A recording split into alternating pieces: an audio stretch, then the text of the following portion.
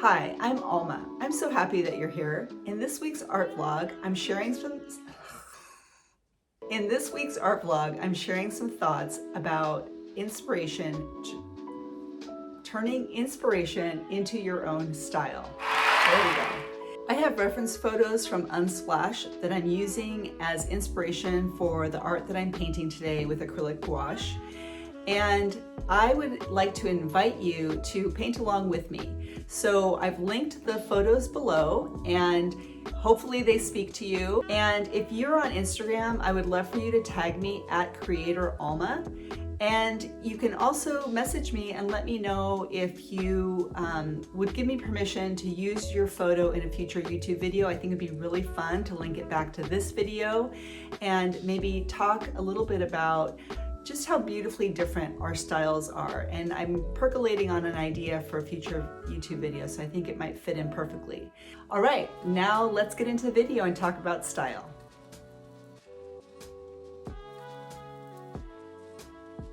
There's a practical approach which makes all art making easier. Making thumbnails of ideas, using the rule of thirds to help us create a pleasing composition, using a limited color palette, and employing artistic elements of style in our design all contribute to a successful artwork. We can all learn how to do these things. So the first thing I'm doing is using the rule of thirds to put my subject in the place that I feel will create the strongest composition. I'll keep her in the same position for all of the thumbnails, and I'll just make the other elements in the design different for each of the thumbnails so I can see which one I find the most appealing. Here I'm questioning whether I want to keep the luggage, so I'm placing her on the floor and then building the window and chair idea around her. I'll have links below to some resources regarding some elements of style for you. Here I'm oversizing the telephone kind of like I did in this video, and you can watch it to see how I incorporated a camera. At this point I'm having strong memories of high school and laying on the bed for hours on the phone, so I've decided to swap the luggage for the bed. And in this last thumbnail I decided I want the phone to be small. I wanted to show those of you who use Procreate as a design tool, and those of you who don't use Procreate too, just how it can make easy work of designing a composition. Don't worry, I'll be painting with acrylic gouache in just a little bit. This will take about a minute. Now, the thumbnails were based just straight, on paper, and I did those first, but I do want to show you maybe an approach that might appeal by using the iPad. So here you can see that I'm tracing some elements from the room, from the reference photo directly. And I cut out a figure whose body position I wanted to use. And here you can see that now I can test out some of the same ideas that I already made in the thumbnails. So here I'm placing the figure on the bed, and you can see that I can move elements around, which again makes it fun, and it's just a different approach. To me, the iPad and Procreate, it's not necessarily more valuable than just making straight thumbnails.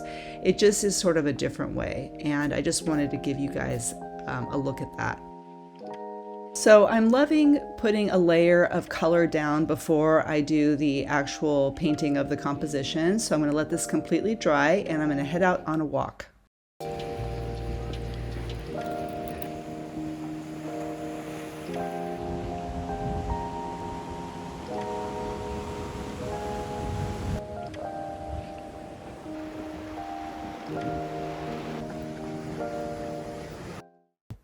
I'm using acrylic gouache paint by Holbein in a limited color palette, and instead of black, I'm going to be using the Prussian blue.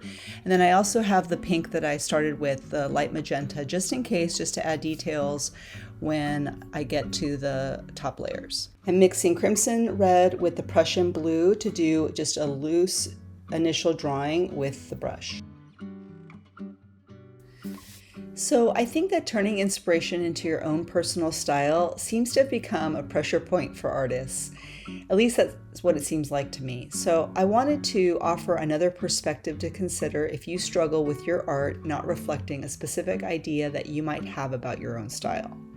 As creatives, inspiration can feel like this inner hit of do this, right? Super exciting.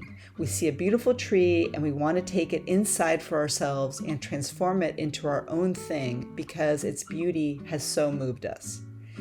As creatives, we're super open to receiving these hits of inspiration, and it can feel like a lot, and we may not even know where to begin.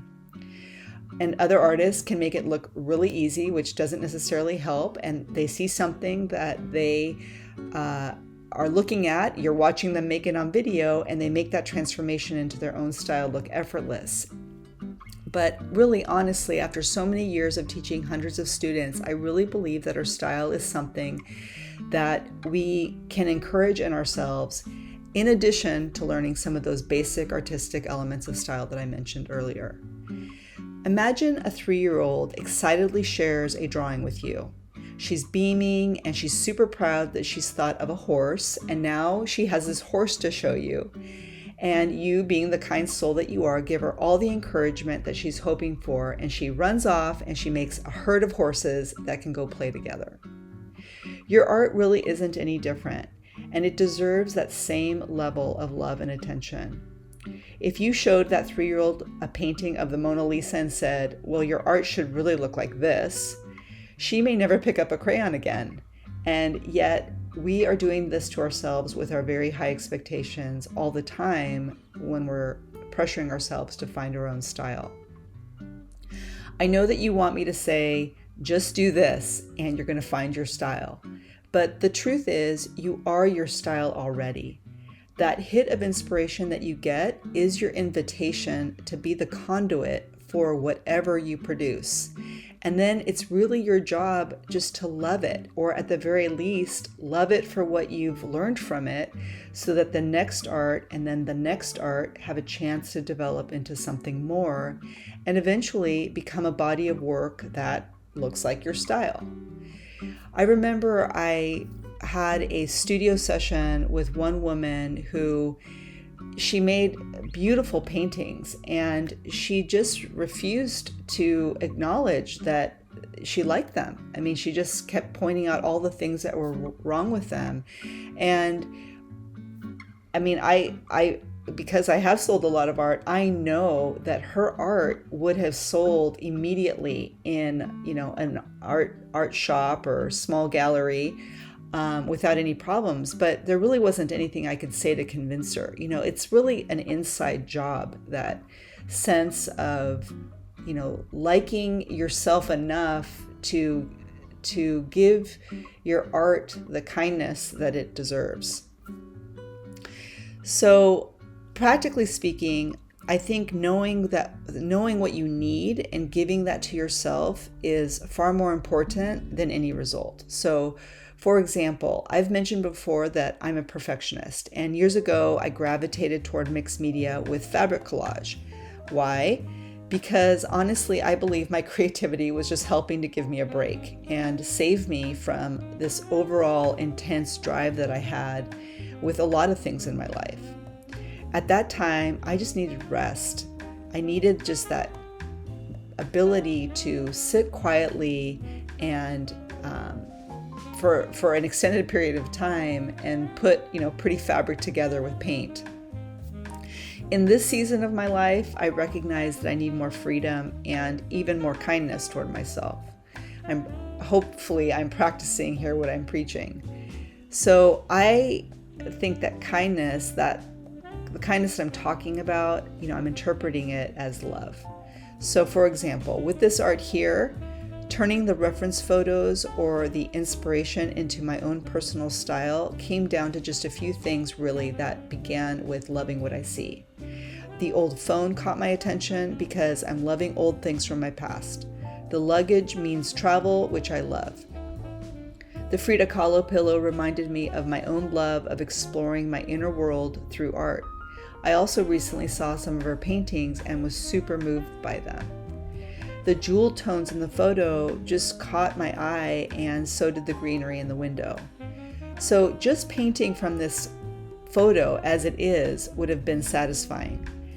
And in addition, though, the way that I'm enjoying painting lately, which is a little bit more loose, and I say loose, I mean, this is all on we're all different. So maybe somebody who paints abstractly would not think that my painting style is very loose right now, but from where I've been, this is very loose for me. So I'll continue here. So the way that I'm enjoying painting would have also been enough and would have reflected my style because I'm making it. But adding a few more personal details turned it into something that's even more personal, like the female character, the books that I'll add to the dresser, the dream catcher, the simple flowers I'll add to the bedspread that show up in a lot of my art. You can take anything in the world or any memory you have or even feeling, and however you translate it will be your style. Ask yourself how you can be even more you on purpose in your art. And please, when your art making is done, pretend you're the 3-year-old and say the kindest and most encouraging words to yourself. Here I'm changing it up with the Posca pen, and really it had to do more with fatigue. I get a little tired when I'm using one medium for a little bit of an extended period of time. Even though I just painted over the pencil, I honestly felt like a little bit of a recharge, and it just gave me that enthusiasm to finish the rest of the artwork. Back to style, I think that employing elements of style in our art really go a long way toward helping shape our style. And like I said, there's a link below of an article that I think is helpful. For example, the use of lines in art as a stylistic element can be very personal, since nobody else in the world will make a line just like yours, with your pressure and the way your hand naturally moves as you're painting. And this is one of the reasons I start with a brush drawing. And I don't paint entirely over them, and I break the line up in parts so that all of that plays a role in identifying my style. The article also talks about principles of art, and right now, like for example, the repeating flowers, and they're super simple, but there are certain things that the human eye is really drawn to. We like repetition, we see it in nature, we're drawn to it just naturally. And these are just simple things that honestly all of us can do in like the tiniest work of art, the largest work of art, and just having a sense of them can really, again, make easy work of defining your style. So take a look at that. One of the first questions I ask students in my studio class is to tell me their 3 to 5 favorite painters. I think that we can learn a lot about ourselves by identifying famous artists that we admire. We can ask ourselves what specifically about their art appeals, and then find ways to bring those things into our own art. We're designed to respond to life and the beauty that we see, and I think the journey is really so much richer and kinder when we can be fascinated with our interpretations and those transformations of what we see. So I hope that you give my invitation in the intro some consideration. I'd love to see your artwork. Maybe these photos don't quite inspire you, the reference photos that I selected, but if they do, I'd love to see how our styles are all wonderfully different. So thanks, you guys. I'm so glad that we got to hang out. I hope you enjoyed this video. I'd love to know who your favorite artists are and what you love about their art, maybe even a specific artwork. Leave your thoughts in the comments. I really look forward to reading them. Thanks again for being here, and happy creating.